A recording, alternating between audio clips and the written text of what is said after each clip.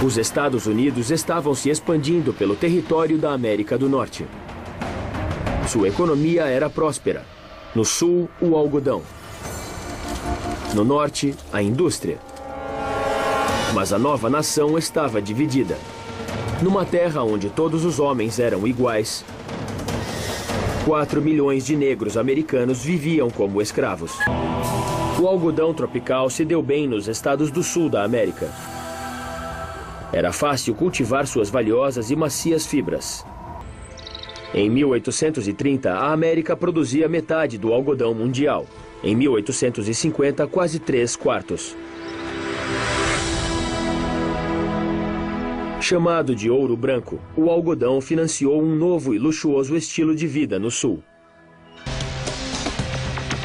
O sul progredia, mas a riqueza se fazia a preço de escravidão. E o norte industrial era cúmplice do sucesso do sul. Ele lucrava com o algodão.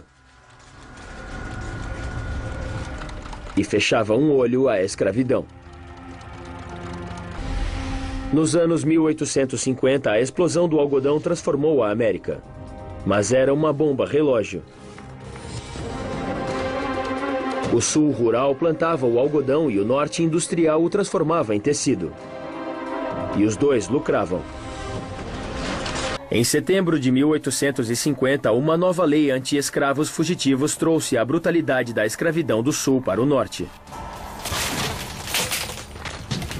Nenhum afro-americano estava a salvo nos Estados Unidos. Senhores, isso é um erro. Esse é o meu negócio. Eu sou alfaiate, esta é a minha cliente. Eu sou livre, eu não sou escravo, senhores. Uma lei para escravos fugitivos significava que, se você fosse escravo e conseguisse fugir para o norte, seu amo podia vir pegar você. E você não tinha recurso. Vamos! Aqui! Aqui! E não era só isso. Se fosse um negro livre, você podia ser vendido de novo. Você vem comigo! A procura por escravos fugitivos virou uma caça às bruxas. A nova lei causou indignação. Jornais abolicionistas espalharam a notícia pelo norte. A escravidão era o problema do momento. Enquanto novos colonos assumiam os territórios da fronteira, cada um se tornou um campo de batalha.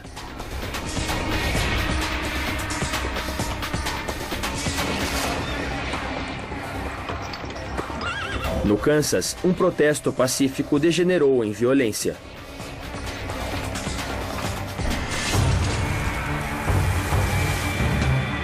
Cidades foram aterrorizadas, lojas roubadas, propriedades incendiadas.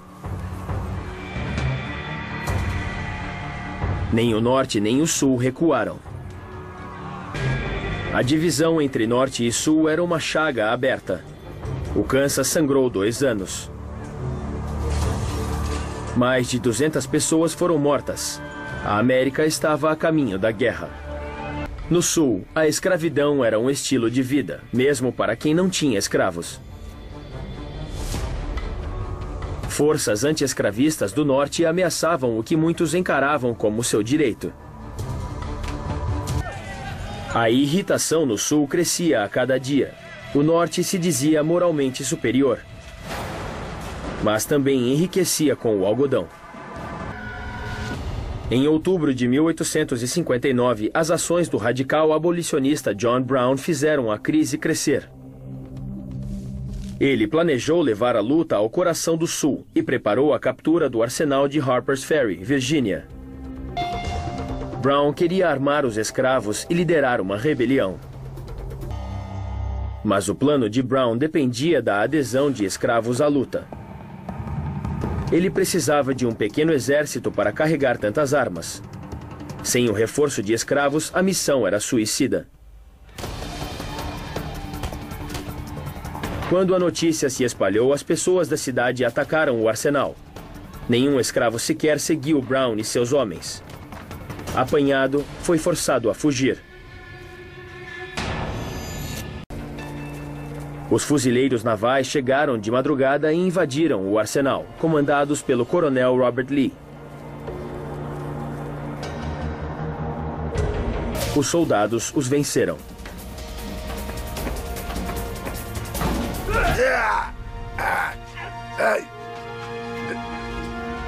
Mas isso foi só o começo da luta contra a escravidão. John Brown sobreviveu e foi capturado. Seu julgamento comoveu o país. Acusado como criminoso, ele pôs a escravidão em julgamento.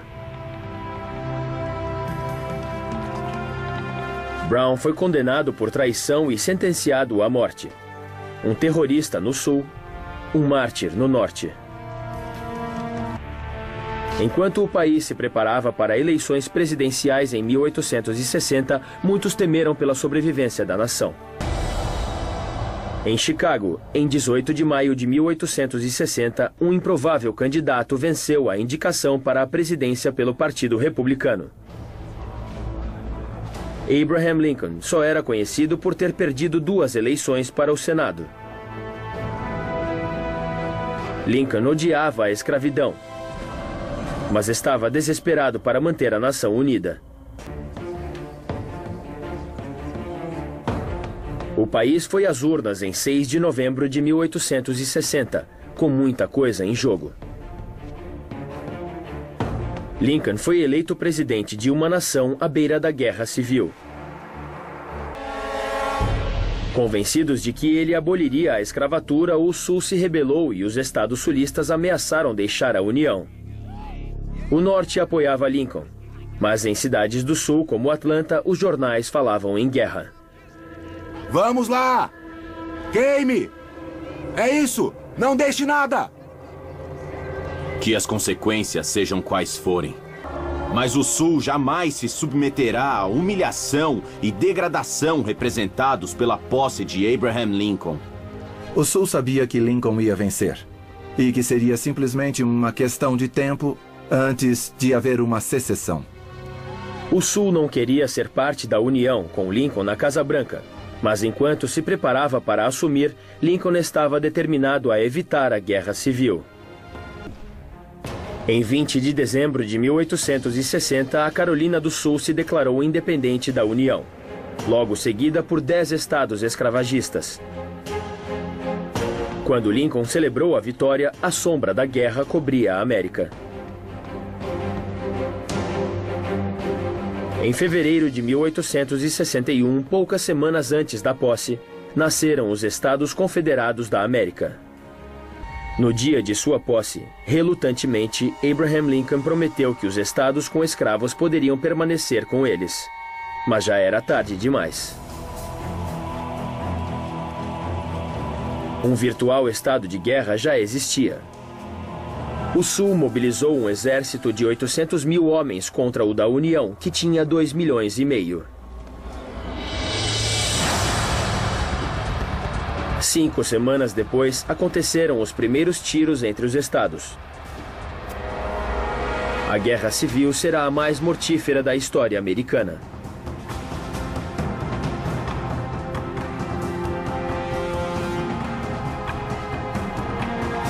Nos 4 anos seguintes, mais vidas serão perdidas do que em todas as outras guerras americanas somadas. O Norte contra o Sul. Irmão contra irmão.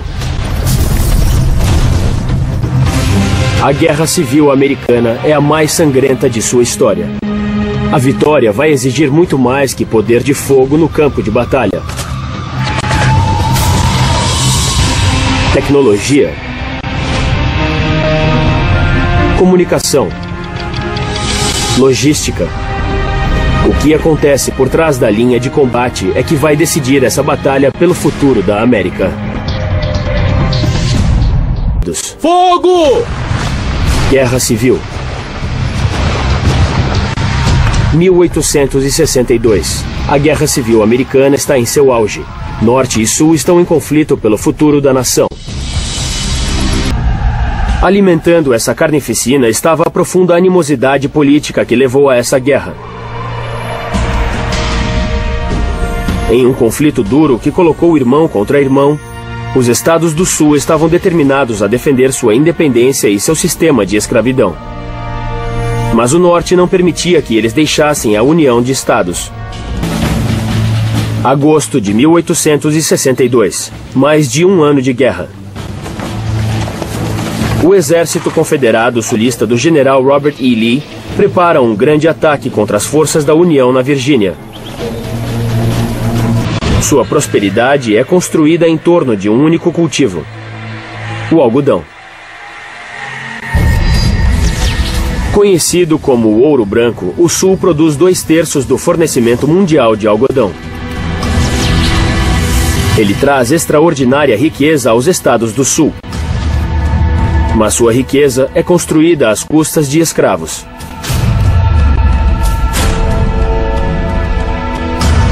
Agora, a vitória do presidente Lincoln nas urnas ameaça seu modo de vida tradicional e a escravidão em que ele se baseia.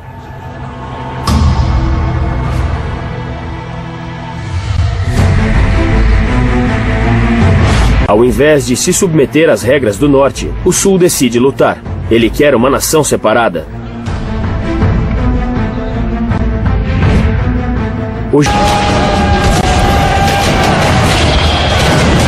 Na Bull Run, Lee facilmente demonstra a superioridade de suas forças.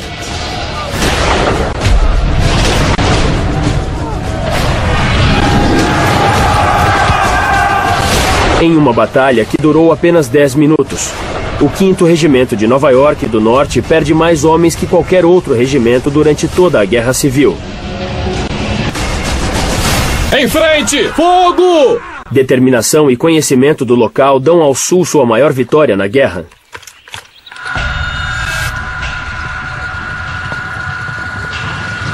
Mas Lee e seus comandantes subestimaram a natureza desse conflito. E seu oponente, o presidente Abraham Lincoln. A guerra se arrasta. Lincoln está determinado a acabar com ela e abolir a escravatura.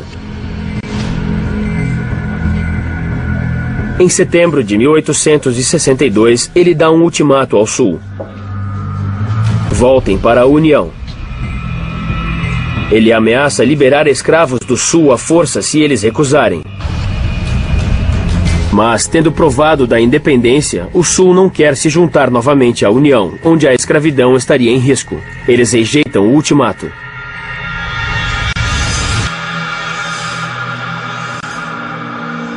Lincoln não quer mais negociar. Se o Sul não liberta seus escravos, ele mesmo o fará.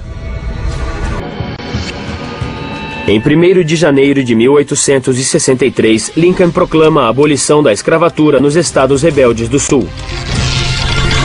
Todas as pessoas feitas escravas devem ser, a partir de então, e para sempre livres.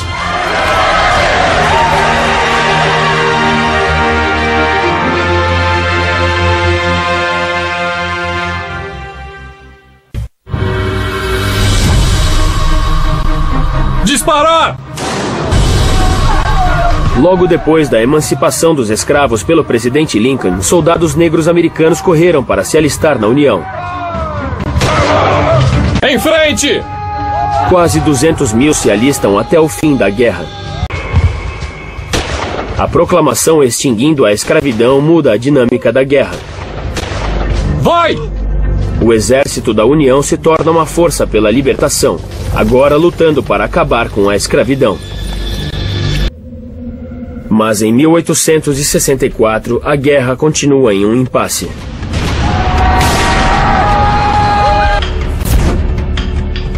Com uma eleição se aproximando e um futuro desafio daqueles que querem negociar a paz com o Sul, Lincoln sabe que precisa de um golpe decisivo.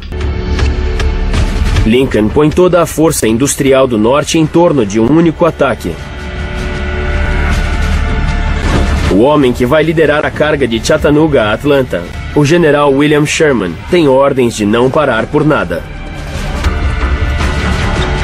Sherman sabe que precisa apostar tudo o que tem contra o exército confederado, enquanto usa suas próprias linhas de abastecimento para alcançar efeito máximo. Ele acaba com as sulistas, destruindo suas ferrovias e tornando-as impossíveis de serem usadas. As táticas de Sherman da Guerra Total venceram. Sua vitória ajuda a garantir a eleição de Lincoln no outono. Com Atlanta em ruínas, ele continua, agora desferindo seu ataque final, a famosa Marcha para o Mar. Em 6 meses, o general Lee ofereceu a rendição do exército confederado.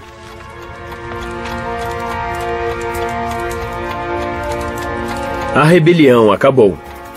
O Sul terá que se submeter à União e dar fim à escravidão.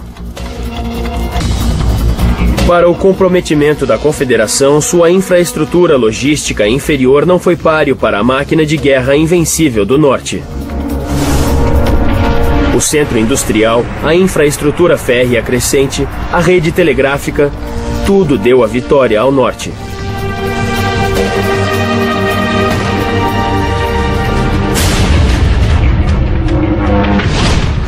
Em uma semana, Lincoln morreria assassinado por uma bala. Mas o país tinha saído da obscuridade. A nação americana está mais uma vez unida.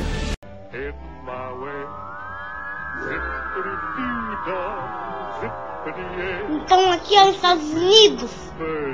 Sim, Albertinho. Hoje é um dia especial, é a data da morte do presidente Abraham Lincoln. Por que ele foi assassinado? É uma longa história. Foi por causa da Guerra da Secessão. Guerra da Secessão? Foi uma guerra civil entre o norte e o sul dos Estados Unidos. Por que houve essa guerra? Vejamos desde o começo. Na história de hoje você vai saber tudo sobre a Guerra da Secessão. Mas vamos ao teatro, que a peça está para começar. O norte foi povoado basicamente pelos calvinistas. Foi uma colônia de povoamento. Enquanto o sul foi povoado pelos católicos. Tinha a escravidão. Era uma colônia de exploração. Tudo isso no mesmo país. Eu tenho minha lavoura, planto só algodão. A Inglaterra compra tudo. Os trabalhadores são esses escravos aí. Eu tenho uma indústria de tecidos. Os trabalhadores são assalariados, pois precisamos de consumir. O problema é que o norte queria vender mais. Para isso, deveria criar uma barreira alfandegária para a Inglaterra. O protecionismo, mas isso seria ruim para os negócios do Sul. Até que o presidente Abraham Lincoln decide adotar o protecionismo. A partir de agora, comercializar com a Inglaterra ficará mais caro, pois acabei de adotar o protecionismo. O Sul detestou a medida e criou o Estado dos Confederados. O Norte decreta uma guerra contra o Sul. Vamos acabar com os confederados. Mas o Sul, apesar da superioridade dos Yankees do Norte, não deixou barato. As estratégias do general Lee prolongaram a guerra por 4 anos. Aos Yankees! Até se render e ter a vitória do Norte, não é? E hoje é uma peça de teatro celebrando o fim da guerra. A Guerra de Secessão.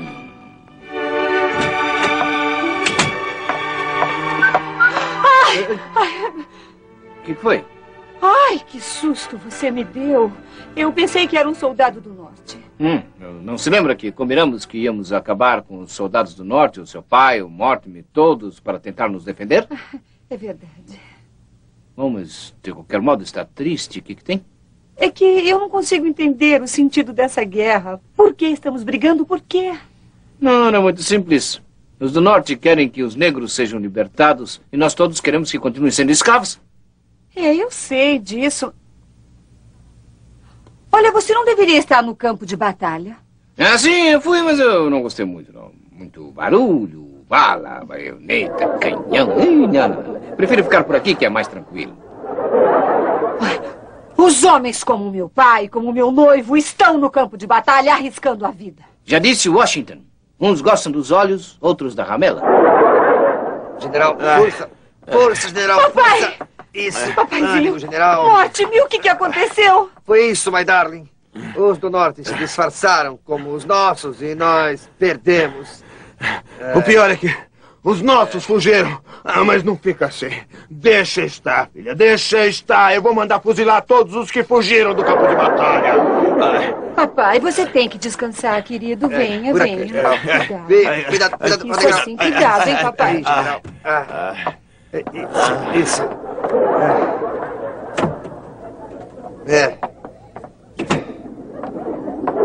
Eu não me lembro de ter visto você durante toda a batalha. Onde estava? Eu? Sim. Bom, ali eu estava naquela, como é que chama? Aquela que é depois daquela outra que é... Tava por lá. Até me feriram, ué. Te deram um tiro? Sim. Na colina? Não, no braço. Não. Você não se lembra que estávamos no pé da colina? Ah, sim. Como não vou lembrar, no pé da colina. Sim, mas ali o que me deram foi uma baionetada. No meio da peleja? Não, mais à direita. Não, no meio me matam, não é? Não, o que eu quero dizer é se te deram um tiro no meio da escaramuça.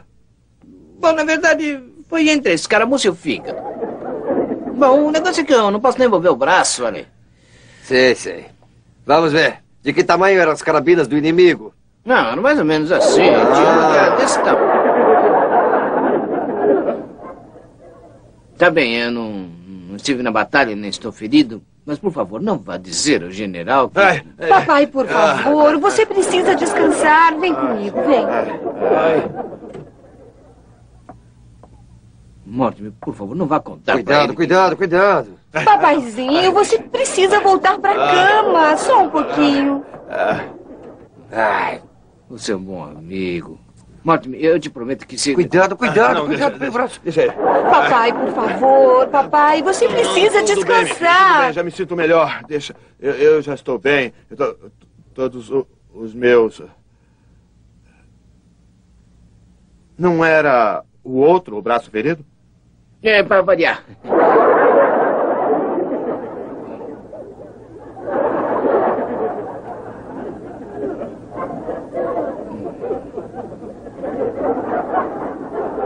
Será que não dá para olhar mais de longe? Não há dúvidas. Sargento Mortimer, fuzile imediatamente o soldado Shakespeare. Sim, general. Ai. Papai, volte pra cama, querido. Vamos, eu levo você, vamos. Mortimer, por favor. Mortimer, você não vai me fuzilar, não é? A culpa foi sua mesmo.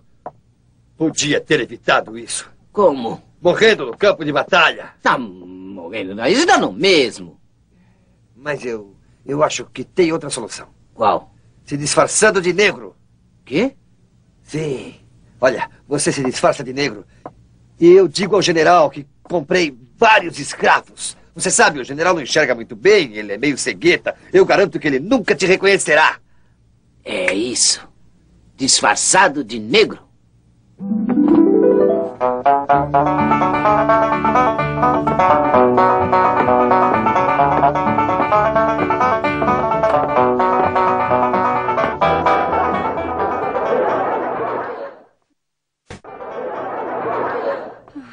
Meu amor, por que temos essa guerra tão absurda? Por quê? É que alguns dizem que os negros são iguais aos brancos. Mas eles não são iguais. São mais escuros e... e além do mais, se não forem os negros, quem irá trabalhar? Eu não sei. São capazes até de trazer mão de obra mexicana. Papaizinho, mas papaizinho, o que está fazendo aí? Isso vai lhe fazer mal. Calma, minha filha, calma. Eu já me sinto muito melhor. Sargento Mortimer! Sim, general. Já mandou fuzilar o soldado Shakespeare? Sim, meu general. Muito bem. Diga a ele que da próxima vez vai ser muito pior.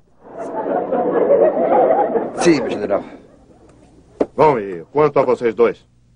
Ainda pensam em se casar? Bom, isso depende da guerra. E para quando é o casamento? Isso depende dela. E com que vai sustentá-lo? Isso depende do senhor. O quê? Bom, digo eu... Ora, papai, toda donzela não tem um dote? Um dote? Eu vou dar 2 dotes, isso sim. Bem, general, Na verdade, eu tinha algumas economias, mas depois de comprar esses escravos, eu... Mommy, how I love you, mommy dearest, how I love you. And me, mommy. Olha, alguém pode me dizer o que é isso? É um dos escravos que eu comprei. E quanto custou? 50 centavos. Pagou caro, hein? Pois fique sabendo que eu valho meu peso em ouro, hein? Curioso. Este escravo me lembra o soldado Shakespeare. Bem, na verdade, deve ter a ver com engano, porque na verdade não consigo enganar ninguém gosta de Ele não parece o soldado Shakespeare? Não, diz que as coisas mais que não enrolaram, que eles são mais que não enrolaram. Pois eu insisto que parece o soldado Shakespeare. Mas será que não se convence nunca, moça? Não, filha, está enganada. O Shakespeare tinha cara de idiota, mas não tanto. Deixa, eu também acho que não é. E você não deu opinião aqui. Por que não vou opinar? Acha que eu sou falso? Não, o que eu faço sou eu. Morte-me. Tem certeza de que fuzilou o soldado Shakespeare? Bom, é que... Não. A verdade é que ele escapou. Esse descuido é um delito que merece um golpe como castigo. Sim, meu general. Vá em frente. Eu estou disposto a receber esse castigo. Bem. E esse tem que castigar bem, porque não deve se lembrar de cometer o mesmo erro da próxima vez. Mas... Não, em cima de mim, voando ali no... Um momento. Sim, mas é que você é meu escravo. E o general batendo em você é como se batesse em mim. Exatamente. E por ser mentiroso, eu vou dar mais 2 golpes em você. Sim, meu general, eu mereço isso e mais. Vá em frente. Muito bem. Cuidado pra não errar. Aponta. Não se queixe. Eu já lhe disse que batendo em meu escravo é como se batesse em mim. Oh, Morte-me. Admiro a sua coragem.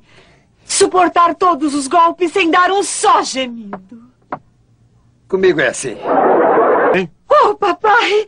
Depois dessa prova de valor do meu noivo, permita que eu me case com ele agora mesmo. Claro que sim. Homens valentes já não existem mais. Obrigado, Um momento, por favor, um momento. Casando-se com o escravo dele é como se casasse com ele, não é? Morte-me! Papai!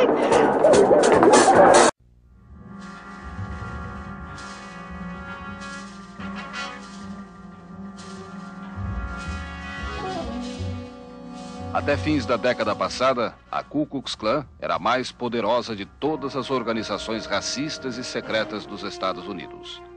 Seu lema, a supremacia da raça branca. Seu objetivo, impedir a integração racial. E os meios para conseguir isto, o terror, a violência, a intimidação. O negro era o seu alvo número 1, vindo em seguida os estrangeiros, especialmente os judeus. É muito fácil reiniciar a violência contra os negros, apesar da preocupação que existe hoje em todos os setores do governo para se evitar a repetição dos acontecimentos dos anos 60. O nome Ku Klux Klan vem do grego kuklos, que significa círculo. Segundo consta, a túnica branca e a cabeça coberta tiveram origem no costume das crianças brancas do sul de amedrontar as crianças negras, cobrindo-se com um lençol branco. Milhares de negros já foram mortos pela clã. Em 1918, em um só dia, 70 negros foram enforcados e 50 outros foram fuzilados na Louisiana. Em 1963, a Ku Klux Klan jogou uma bomba em uma igreja frequentada por negros, exatamente na hora do catecismo, matando várias crianças. A nova Ku Klux Klan não mudou nada. Ela é realmente mais moderna, mais aberta e mais objetiva com relação aos jovens. Mas o seu racismo é óbvio. Seu terrorismo é latente e espera apenas o momento de ser ativado pelo fogo da intolerância racial.